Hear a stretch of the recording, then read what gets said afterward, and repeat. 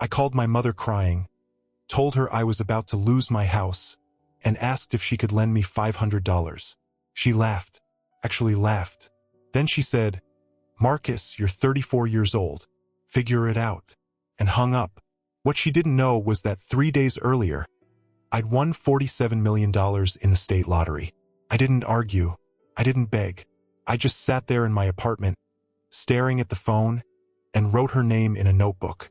The first name on what would become a very short list.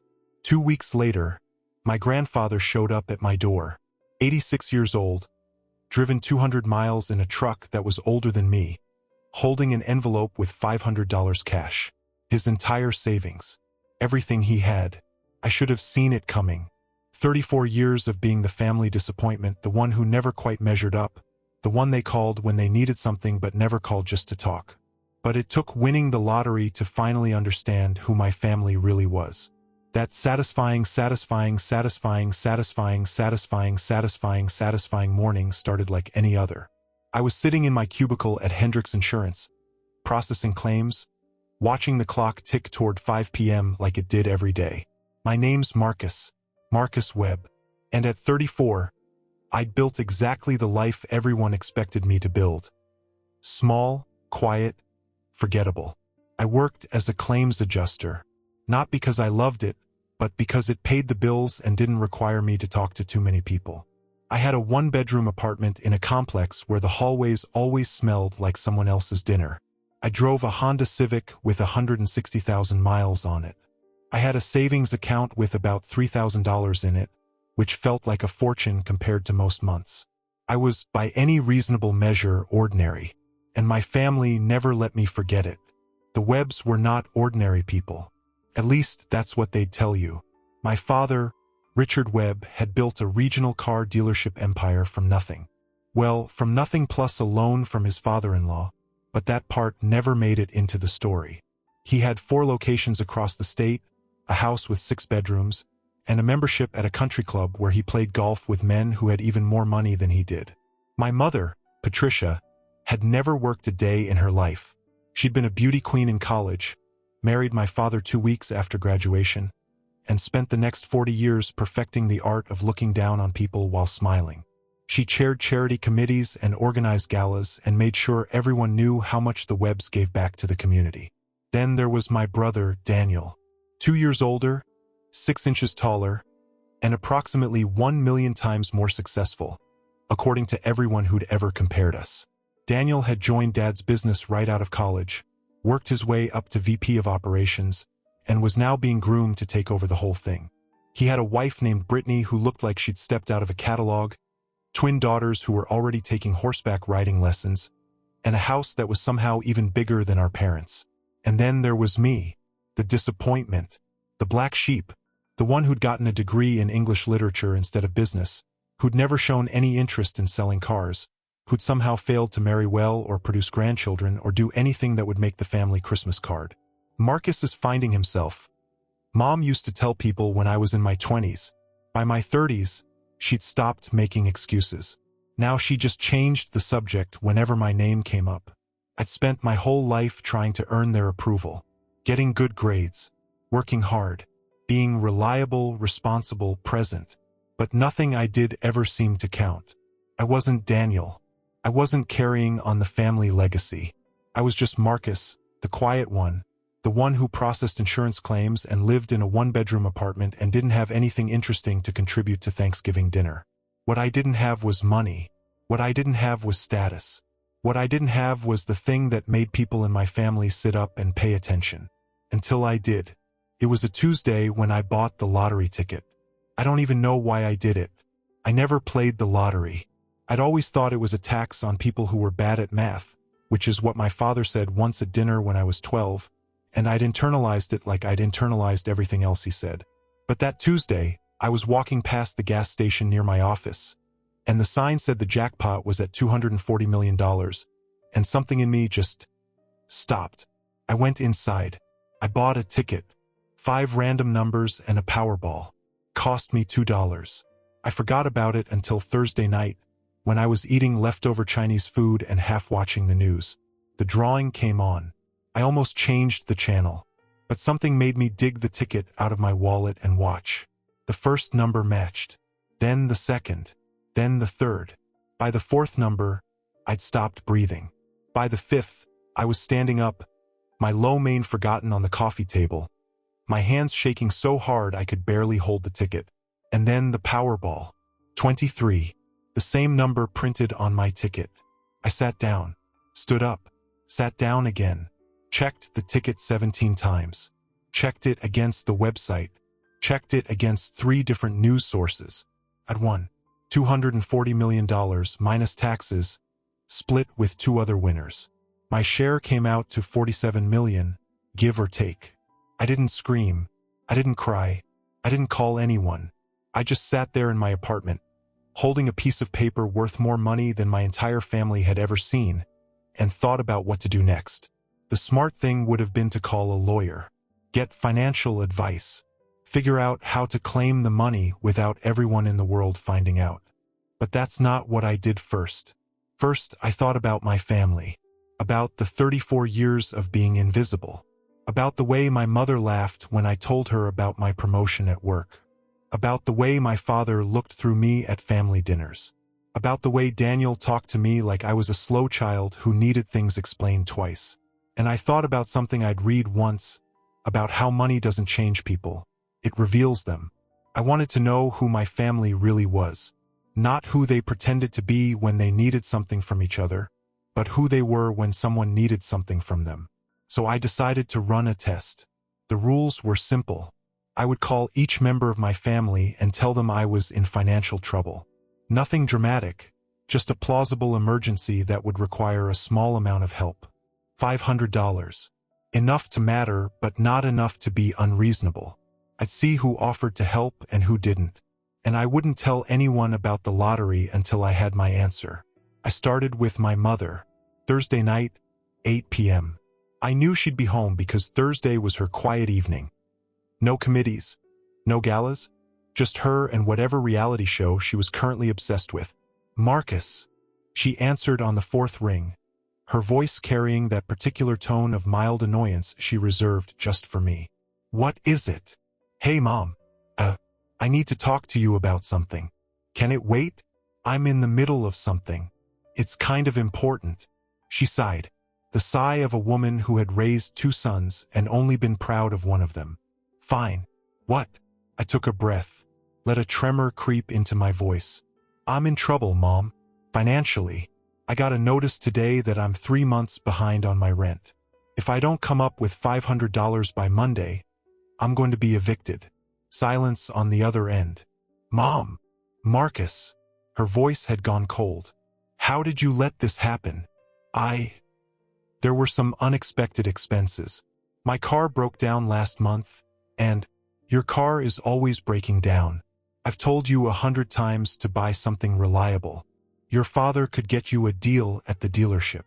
I can't afford a new car, Mom. That's kind of the point. Well, she made a clicking sound with her tongue. I don't know what you expect me to do about it. I'm asking if you could lend me the money, just until I get back on my feet. I'll pay you back. The laugh came then. Short, sharp, dismissive. Marcus, you're 34 years old. Figure it out. Mom! I'm not going to enable you, sweetheart. That's not what good parents do. You need to learn to stand on your own 2 feet. I am standing on my own 2 feet. I have been for 12 years. I just need a little help right now. And what happens the next time you need help? And the time after that? No, this is a lesson you need to learn. Her voice softened into something that was supposed to sound caring but just sounded condescending. I'm doing this for your own good, Marcus. Someday you'll understand. Mom, I could be homeless. Then maybe that will motivate you to make better choices. She paused. I have to go. My show is starting. We'll talk later. She hung up.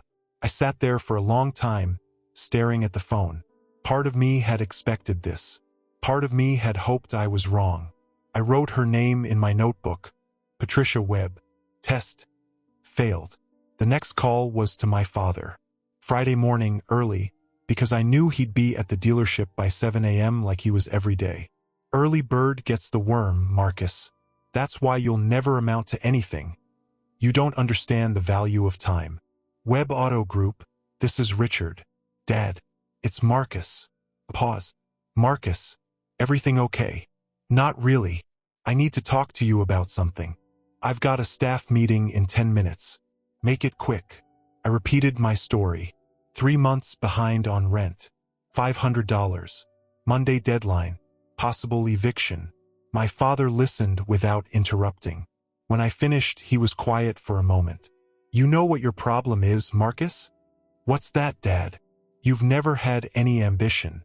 You got that worthless degree, you took that nothing job, and now you're surprised that you can't make ends meet. This is what happens when you don't plan ahead. Dad, I'm not asking for a lecture. I'm asking for a loan. And I'm telling you that I'm not going to give you one. His voice hardened. You made your choices. You live with them. That's how the real world works. Maybe if you'd listened to me 20 years ago, you wouldn't be in this situation. It's $500. You spend more than that on a round of golf. That's not the point. Then what is the point? The point is that you need to grow up. He paused. Look, I've got to go. We'll talk about this at Christmas. I might not have a place to live by Christmas. Then I guess you'd better figure something out. He hung up. Richard Webb. Test. Failed. I called Daniel that afternoon. He didn't answer, which wasn't surprising. Daniel never answered calls from me directly. But he texted back 20 minutes later. In a meeting. What's up? I texted back. Call me when you can. It's important. He called at 6 p.m., sounding distracted. In the background, I could hear his twins screaming about something. Hey, Marcus. What's going on? I told him the story again. By now, I'd almost started to believe it myself. The desperation in my voice was real. Not because I actually needed the money, but because I was learning, with each call, exactly how little I meant to the people I'd spent my whole life trying to please. Daniel listened. Then he laughed. Not the cruel laugh my mother had given me, but something worse. A pitying laugh, like I just confirmed everything he'd always suspected about me. Man, Marcus, only you could find a way to get evicted from a one-bedroom apartment. Daniel, I'm serious. I need help. And I'd love to help you, bro. But things are tight right now. Brittany wants to redo the kitchen, and the girls' school tuition just went up, and you know how it is. I knew how it was. Daniel's version of tight meant he might have to wait an extra month to buy his third car. It's $500. Which adds up, you know. And honestly, Marcus, if I give you money now, you're just going to need more later. That's how these things work. You've got to learn to manage your finances better. I have been managing my finances. I've been living paycheck to paycheck for years, and I've never asked anyone for anything. Well, maybe that's the problem. Maybe you should have asked for help sooner, gotten some financial advice, made smarter decisions. He paused. The twins were still screaming. Look, I've got to go. Dinner's almost ready. But hey, good luck with everything. I'm sure you'll figure it out. Daniel. Talk later, bro. Daniel Webb. Test. Failed. I sat in my apartment that night with my notebook and a bottle of whiskey I'd been saving for a special occasion. 3 calls. 3 rejections. Not one member of my immediate family had been willing to lend me $500 to keep a roof over my head. These were people who had money. Real money. My father made $500,000 a year. My mother had a shoe collection worth more than my annual salary. Daniel drove a car that cost more than my apartment building. And not one of them could spare $500 to help me. But there was one more call to make. One person I'd been putting off, partly because I didn't want to involve him, and partly because I was afraid of what his answer might reveal. My grandfather. William Webb was my father's father, and he was nothing like the rest of them. He'd grown up poor in rural Tennessee, worked in factories and farms and anywhere else that would hire him, and eventually saved enough to open a small hardware store that he ran for 40 years. When he retired, he sold the store for just enough to buy a small house and live modestly on Social Security. He wasn't rich. He'd never been rich. But he was the only person in my family who had ever made me feel like I mattered. When I was a kid, Grandpa William was the one who came to my school plays. He was the one who taught me to fish, to change a tire, to look a man in the eye when I shook his hand. He was the one who told me that my English degree wasn't worthless, that books were important, that not everyone had to sell cars to have value. "You're a good boy, Marcus," he used to tell me. "Don't let anyone convince you otherwise." I hadn't seen him in almost a year. He lived 4 hours away and I worked most weekends, and life had a way of getting in the way. But I thought about him often, especially when my family made me feel small. I called him on Saturday morning. "Marcus." His voice was surprised but warm. "Well, this is a treat. How are you, son?" "I'm okay, Grandpa. How are you?" "Oh, 86 years old and still kicking. Can't complain." He chuckled. "To what do I owe the pleasure?" I hesitated. This call felt different from the others. Harder somehow. Maybe because I actually cared what his answer would be. "Grandpa, I need to tell you something. I'm in some trouble." His voice changed immediately, concern replacing warmth. "What kind of trouble? Are you okay? Are you hurt?" "I'm not hurt. It's financial. I got behind on my rent, and I might lose my apartment. I've been trying to figure out what to do, but I'm running out of options." Silence. For a moment, I thought I'd lost him. "How much do you need?" $500. Just to catch up. "I'll pay you back as soon as I can." "Marcus." His voice was firm now. "You don't worry about paying me back. You hear me? I'll be there tomorrow." "Grandpa, you don't have to." I said I'll be there. "What's your address?" I gave him the address, my throat tight. "Grandpa, really, you don't have to drive all this way. I can send you my bank information. You could just transfer." "I don't trust those computer things. Never have. I'll bring it in cash. Make sure it gets to you safe." He paused. "Marcus, why didn't you call me sooner?" "I didn't want to bother you." "Bother me?" He made a sound that was somewhere between a laugh and a sigh. "Son, you could never bother me. You're my grandson. When family's in trouble, you help. That's what family does." I couldn't speak. The contrast between his response and everyone else's was so stark, so absolute, that for a moment I couldn't process it. "Marcus? You still there?" "Yeah, Grandpa. I'm here. I'll see you tomorrow." "You sure will." "And Marcus?" "Yeah. Everything's going to be okay. We'll figure this out together." William Webb. Test. Passed. He arrived at 11 a.m. on Sunday. I watched from my window as his old Ford pickup pulled into the parking lot. Rust spots visible even from 3 floors up. He climbed out slowly, carefully, 86 years old and stiff from a 4-hour drive, and made his way toward my building. I met him at the door. "Grandpa." I hugged him, and he hugged me back, solid and warm despite his age. He smelled like coffee and Old Spice, the same way he'd smelled my whole life. "Let me look at you." He held me at arm's length, studying my face. "You've lost weight. You're eating enough." "I'm fine, Grandpa." He didn't look convinced. "Well, let's go inside. These old bones don't like standing around." In my apartment, he looked around with interest but without judgment. The cramped space, the second-hand furniture, the stack of library books on the coffee table. "Nice place," he said. "Cozy. It's small. Small is fine. Big houses just mean more to clean." He lowered himself onto my couch with a grunt. "Now, let's talk about this money situation." I sat across from him, my heart pounding. "Grandpa, before we do that, I need to tell you something." "I'm listening." I'm not actually behind on my rent." He looked at me, his expression unchanged. "Waiting. The truth is, I won the lottery. Last Tuesday. $47 million. For a long moment, neither of us spoke. Grandpa's face went through several expressions. Confusion, disbelief, something that might have been the beginning of a smile. "Run that by me again?" "I won the lottery, the Powerball. My share is $47 million after taxes." I pulled out my phone, showed him the confirmation email from the Lottery Commission. "It's real. I've already talked to lawyers. The money will be in my account by the end of the month." Grandpa stared at the phone screen, then at me, then at the phone again. "Well," he said finally, "that's something. I'm sorry I lied to you. About being in trouble. I am in trouble, but not the kind, I said. I was testing everyone. I wanted to know who would help me if I really needed it. Testing. He repeated the word slowly. Your parents? Daniel? I called them first. Mom laughed at me. Dad gave me a lecture about ambition. Daniel said things were tight and wished me luck.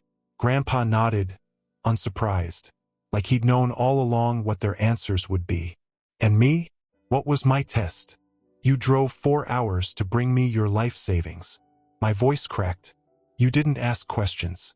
You didn't lecture me. You just came. He reached into his jacket pocket and pulled out an envelope. Old, worn, folded in half. He set it on the coffee table between us. $500, he said. Everything in my savings account except for enough to keep the lights on. He looked at me with eyes that had seen 86 years of life, of struggle, of family. I wasn't going to let my grandson be homeless. Not while I had breath in my body. I broke down then. Really broke down. In a way I hadn't since I was a child. The tears came hot and fast, and I couldn't stop them. Couldn't pretend to be okay. Couldn't hold together the careful composure I'd maintained my whole adult life. Grandpa moved to sit beside me on the couch. Put his arm around my shoulders. Let me cry. It's all right, son. It's all right. They didn't care. I managed between sobs. None of them cared. I could have been on the street, and they wouldn't have lifted a finger. I know. Why? What did I ever do to make them hate me? They don't hate you, Marcus. His voice was sad. Tired. They just don't see you. Never have. And that's not your fault. It's theirs. We sat there for a long time, my grandfather and I, in my small apartment with $47 million waiting in the wings. Finally, when the tears had slowed and I could breathe again, Grandpa spoke. So what are you going to do? With the money? I wiped my eyes. I don't know yet. I've got lawyers and financial advisors working on it. There's a lot to figure out. That's not what I mean. He looked at me steadily. What are you going to do about your family? I'd been thinking about that question for days. Through every phone call, every rejection, every excuse they'd made for not helping me. I'd imagined 100 different scenarios. Showing up at my parents' house with the winning ticket, watching their faces change. Buying the car dealership out from under my father. Making Daniel beg. But sitting here with Grandpa, all those revenge fantasies felt hollow. I don't know, I admitted. Part of me wants to tell them, watch them grovel, make them understand what they did. And the other part? The other part wants to disappear, start over somewhere they can't find me. Leave them behind and never look back. Grandpa was quiet for a moment. Then he reached into his other pocket and pulled out something I hadn't seen in years. A worn leather wallet, cracked and faded. Your grandmother gave me this wallet in 1962, he said. 63 years I've carried it. She was a lot like you, quiet, thoughtful, never quite fit in with the rest of the family. I remember her. She used to say that money was like a magnifying glass. It doesn't create anything new. It just makes what's already there bigger and clearer. He turned the wallet over in his hands. Your father was always greedy, even as a boy, always wanted more. The money he made just made him more of what he already was. And Mom? Daniel? Same thing. They were small people before they had money. Money just made them smaller. He looked at me. But you, Marcus, you were always kind, always generous. Even when you had nothing to give, you gave anyway. I don't feel very kind right now. No, I imagine you don't. And that's okay. What they did, what they're doing, it hurts. It's supposed to hurt. Family's supposed to be the people who show up when things get hard. You showed up. I did. He smiled, soft and sad. And I'd do it again. Every time. No matter what. He placed the wallet on the coffee table, next to the envelope of cash. I want you to have this. Grandpa, I can't. I'm 86 years old, Marcus. I don't have much time left. And I've spent a lot of that time watching my son turn into someone I don't recognize, watching my grandchildren raised to believe that money matters more than people. His voice was firm. But you're different. You always were. And I want you to remember that, no matter what happens next. I took the wallet. The leather was warm from his pocket, soft from decades of use. What do I do, Grandpa? About the family. About all of it. He leaned back into the couch, looking older suddenly, more tired than I'd ever seen him. That's for you to decide. But I'll tell you what I think, if you want to hear it. I do. I think you've spent your whole life trying to be good enough for people who were never going to see your worth. I think you've bent yourself into shapes trying to fit into a family that was always going to reject you. And I think now you have a choice. What choice? You can use this money to try to win them over. By their love. Prove to them that you're worth something. And maybe it'll work for a while. They'll take your calls. They'll show up for holidays. They'll pretend they cared about you all along. He shook his head slowly. But it won't be real. It'll just be the money talking. And someday, when the money's gone or they've gotten used to it, you'll be right back where you started. Invisible. Or you can let them go. Not with anger. Anger will eat you up inside. But with acceptance. Accept that they are who they are, that they're not going to change, that no amount of money or success or proof is ever going to make them see you differently. He reached over and squeezed my hand. And then you can build something new. A life that's yours. People who love you for who you are, not for what you can give them. I thought about that for a long time. About the family Christmas dinners where I sat at the end of the table and no one talked to me.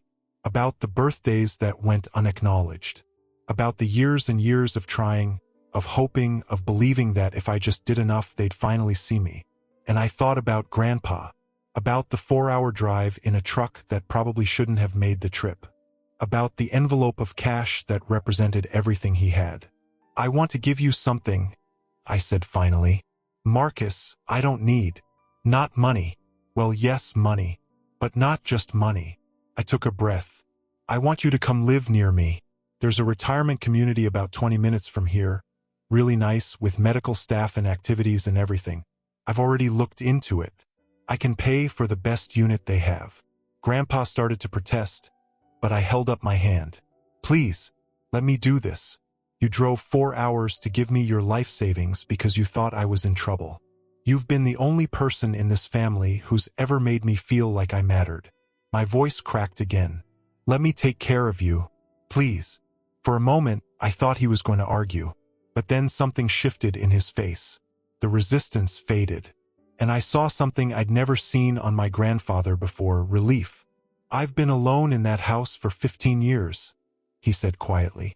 Since your grandmother passed.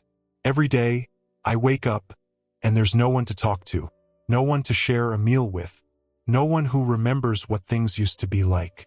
You won't be alone anymore. He looked at me for a long moment. Then he nodded. Okay, Marcus. Okay. If that's what you want. It's what I want more than anything.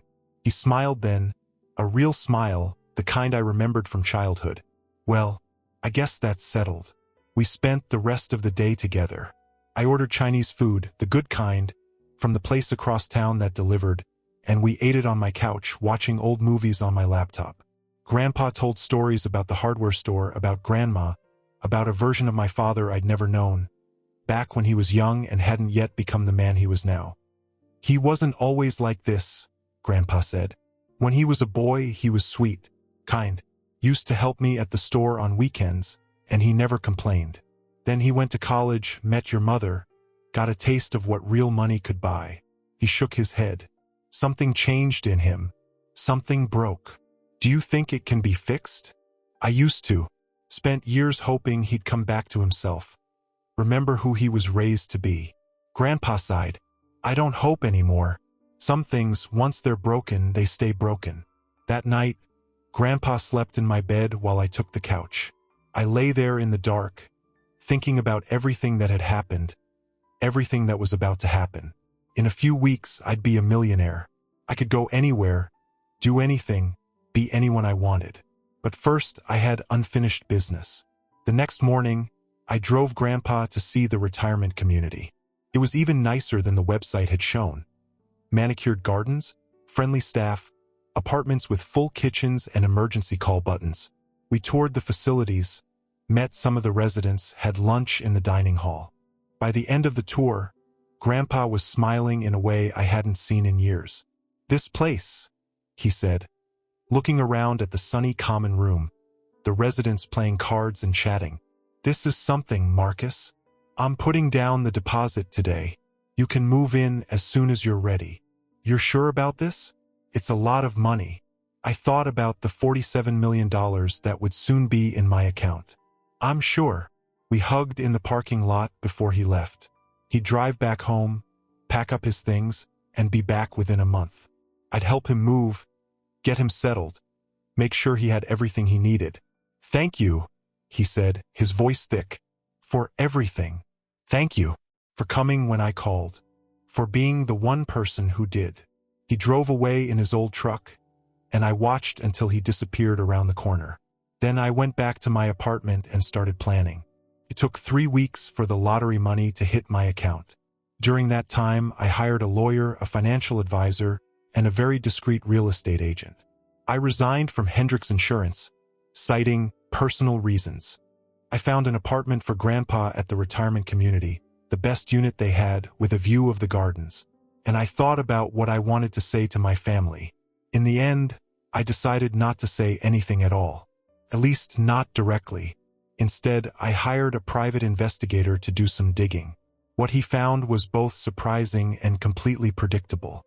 My father's car dealership empire wasn't as solid as it appeared. The business was leveraged to the hilt, with loans from multiple banks keeping the whole thing afloat. Sales had been declining for years, and Dad had been covering the shortfall with creative accounting and a second mortgage on the house Mom didn't know about. Daniel wasn't faring much better. His VP salary was generous, but not generous enough to cover the house, the cars, the private school, and Brittany's shopping habit. They were 3 months behind on their mortgage and had maxed out for credit cards. And Mom? Mom had a secret of her own. She'd been having an affair with the golf pro at the country club for the past 8 years. Dad either didn't know or didn't care. This was my family. These were the people who'd laughed at me when I asked for help. I could have used this information to destroy them. One anonymous tip to the banks about Dad's accounting practices. One phone call to Brittany about Daniel's hidden debts. One mention of the golf pro to Dad. But that's not what Grandpa had taught me. That's not who I wanted to be. So instead, I did something else. The week after the money came through, I sent a letter to each of them, handwritten on expensive stationery, delivered by courier. Each letter contained the same thing: a copy of my lottery confirmation showing the $47 million prize, a brief summary of how they'd responded when I'd asked for $500, and a single sentence at the bottom: "This is what you chose." I didn't sign it. I didn't need to. The calls started coming within hours. Mom was first, of course. "Marcus? Marcus, honey, I just got the strangest letter. There must be some mistake." I didn't answer. Let it go to voicemail. Dad called next. Then Daniel. Then Mom again 3 times in a row. They left messages that started confused, became demanding, and eventually turned pleading. "Marcus, we need to talk about this." "Son, I don't know what kind of game you're playing, but Marcus, please. I'm sorry. I didn't mean, just call me back. Okay? We can work this out." I listened to each message. Then I deleted them. Over the next few days, the calls kept coming. Dad showed up at my apartment, but I wasn't there. I'd already moved to a hotel. Daniel called my old office, trying to track me down. Mom enlisted some of her charity friends to try to find me. I ignored all of it. Instead, I focused on building the life I wanted. I bought a house. Not a mansion, just a nice 3-bedroom in a quiet neighborhood, close enough to Grandpa's retirement community that I could visit every day. I set up a foundation for literacy programs, using part of the money to fund libraries and tutoring centers in underserved areas. I started writing again, something I'd abandoned years ago because my family had convinced me it was a waste of time. And I made new friends, real friends, people who didn't know about the money, who liked me for who I was, who showed up when I needed them and let me show up for them in return. Grandpa moved into his new apartment 6 weeks after our conversation. I was there to help him unpack, to hang pictures on the walls, to make sure his bed was set up the way he liked it. When we were done, we sat on his balcony and watched the sun set over the gardens. "This is nice," he said. "Really nice. I don't know how to thank you. You already did. 23 years ago, when I was 11 and I bombed my first audition for the school play and I thought it was the end of the world. Do you remember what you said to me?" He thought for a moment. Then he smiled. "I said the people who matter will love you anyway. The rest don't matter." Yeah.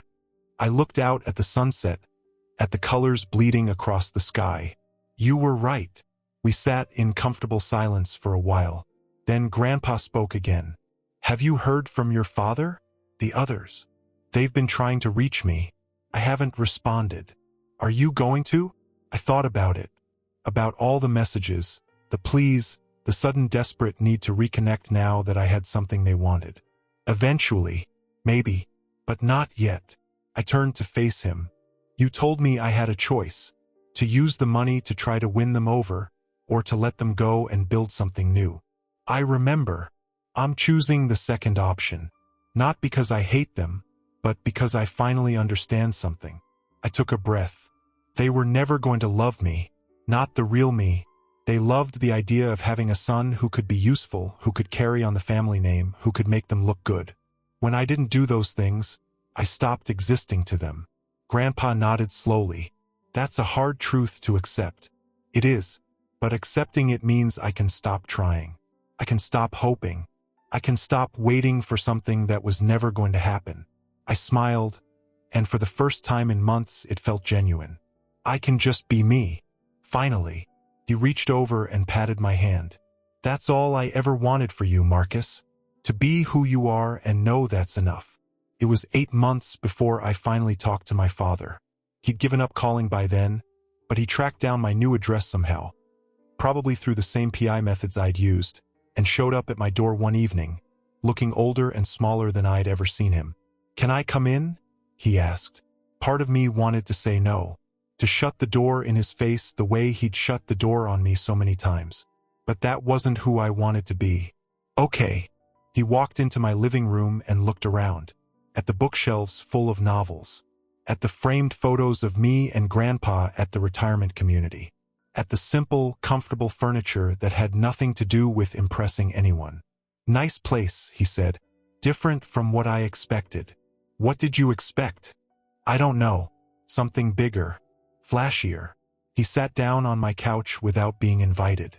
"You won $47 million, Marcus. You could have bought a mansion." "I could have. But I didn't want a mansion." He looked at me like he was seeing a stranger. "I don't understand you. I've never understood you." "I know." We sat in uncomfortable silence. He seemed to be waiting for me to say something, to open a door he could walk through. I didn't. Finally, he spoke. "I made some mistakes, Marcus. With you. With the way I treated you. I can see that now. Can you? I was hard on you. Too hard. I thought I was preparing you for the real world, teaching you to be strong. But I think I just pushed you away instead. I waited. There was more coming. I could see it in his face. The business is in trouble," he admitted, the words coming out like they hurt. "Has been for years. I made some bad investments, took on too much debt. And now," he spread his hands, "the banks are calling in their loans. I might lose everything." "I know." He looked up, startled. "You know, I had a PI look into things. After the lottery, I wanted to understand who I was dealing with." His face went through several expressions. Shame, anger, something that might have been fear. "So you know I'm about to be ruined." "Yes. And you're not going to help." It wasn't a question. I thought about that for a moment. About all the years of being invisible. The laughing when I asked for $500. The lectures about ambition. The total, complete indifference to my existence. "No," I said finally. "I'm not going to help." He nodded, unsurprised but devastated. "I figured. But I'll tell you what I am going to do." I leaned forward. "I'm going to let you fail. I'm going to watch you lose everything you built, everything you sacrificed our relationship for. And then, when you're standing in the ruins of your empire, maybe you'll finally understand what you threw away." "Marcus, I'm not finished." My voice was calm, steady. I'm also going to take care of Grandpa for the rest of his life. I'm going to make sure he has everything he needs, the best care, the best food, the best company. Because he was there for me when no one else was. Because he drove 4 hours to give me his life savings when you wouldn't spare 5 minutes to listen. Dad was silent, smaller somehow than he'd ever been. And one more thing, I said. If someday you can look at yourself honestly, if you can admit what you did, not just to me but to yourself, if you can change, really change, then maybe we can have a conversation. But not before, and not for money. He stood up slowly, like a man who just aged 10 years in 10 minutes. I never meant to hurt you, Marcus. I hope you know that. That's the problem, Dad. You never meant anything when it came to me. I was just there. Background noise in your life. And that hurt more than if you'd actually tried. He walked to the door, stopped with his hand on the handle. I'm sorry, he said, for whatever it's worth. I'm sorry. I believe you. He looked back at me. But it doesn't change anything. No, it doesn't. He left. I closed the door behind him, leaned against it, and breathed. Felt like exhaling years of held breath. Years of waiting for an apology that couldn't fix anything. For love that was never going to come. And somehow it was okay. The next morning, I drove to see Grandpa. I brought donuts from his favorite bakery. The ones with the maple glaze that he swore were better than anything he'd had in 86 years. We sat on his balcony, eating donuts and drinking coffee, watching the residents below walk through the gardens. Your father came to see me yesterday, Grandpa said. I know. He stopped by my place first. What did you tell him? The truth. That I'm not going to save him. That he's going to have to face the consequences of his choices. Grandpa nodded. That must have been hard. It wasn't, actually. I thought it would be. I thought I'd feel guilty or sad or something. But I just felt. I searched for the word. Free. Like I'd been carrying something heavy for a long time, and I finally set it down. That's good, Marcus. That's real good. We ate in comfortable silence for a while. The sun was warm on my face, and somewhere in the gardens, a bird was singing. I've been thinking, Grandpa said eventually, about what I want to do with the time I have left. What do you want to do? I want to write down some stories. About the hardware store. About your grandmother. About the way things used to be, before everyone forgot what really matters. He looked at me with a hint of his old mischief. Think you could help me with that? You were always the one with words. I smiled. I'd like that, Grandpa. I'd like that a lot. Good. He reached over and squeezed my hand. Then let's get started. Over the next 2 years, we wrote together. Every week, I'd come to Grandpa's apartment with my laptop, and he'd tell me stories while I typed. Stories about growing up poor in Tennessee. About meeting Grandma at a church social in 1958. About building the hardware store from nothing. About the customers who became friends. About the slow, quiet satisfaction of an honest day's work. Sometimes I'd add my own stories. About being a kid who never fit in. About learning to find myself in books when my family couldn't see me. About the day I bought a lottery ticket on a whim and everything changed. We called the book What Family Means. And it wasn't about money or success or any of the things my father would have valued. It was about showing up. About being there when it counts. About loving people for who they are, not what they can give you. Grandpa passed away 3 months after we finished the manuscript.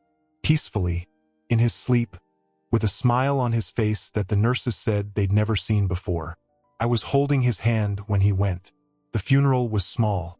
Me, a few of his friends from the retirement community, some old customers from the hardware store who'd driven hours to pay their respects.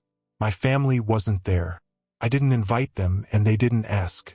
At the graveside, I gave the eulogy I'd been writing in my head for months. William Webb was a simple man, I said.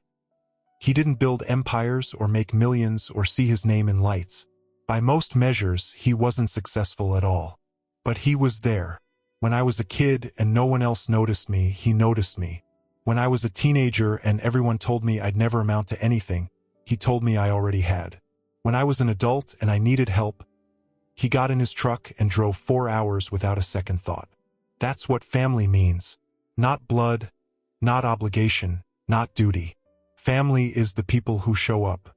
The people who see you when everyone else looks away. The people who love you, not for what you can do for them, but for who you are. Grandpa taught me that. It took me 34 years and $47 million to understand it, but I finally do. Family isn't about where you come from. It's about who stands beside you. And by that definition, Grandpa was the best family I ever had. Rest easy, Grandpa. You earned it. I published our book 6 months later. It wasn't a bestseller, it wasn't that kind of book. But it found its audience. People who'd grown up invisible. People who'd been overlooked and undervalued by the families they were born into. People who understood what it meant to find love in unexpected places. I donated all the proceeds to literacy programs in Grandpa's name. He would have liked that. As for my biological family, I saw them occasionally. Weddings, funerals, the unavoidable intersections of lives that shared DNA if nothing else. My father lost the dealership but found work managing a smaller lot. Humbled but not broken. Daniel and Brittany divorced. He's living in a condo now, trying to rebuild. Mom is still having her affair, though everyone pretends not to know. We're polite to each other, cordial even, but we're not family. We never were. My real family is smaller. A few close friends. The staff at the retirement community who still remember Grandpa. The kids in the literacy programs who write me letters about the books they're reading. And, in a way, everyone who reads our story and recognizes themselves in it. Everyone who knows what it's like to be invisible, to be overlooked, to wait for love that never comes. To them, I say, you're not alone. You matter. And someday, maybe when you least expect it, someone will drive 4 hours to bring you $500. Not because they have to, but because that's what real family does. I won $47 million in the lottery. I could have bought anything in the world. What I bought was the truth. About my family. About myself. About what really matters. It was worth every penny. Thank you for walking this journey with me. Before you go, I've left 2 more stories here on your screen. Both from men who discovered that family isn't always who you're born to. It's who stands by you when the truth comes out. Click on whichever one calls to you. And if you want to join our community of people who understand what it's like to be the outsider looking in, that notification bell is your invitation. Until tomorrow, remember, your story matters, even if they tried to erase it.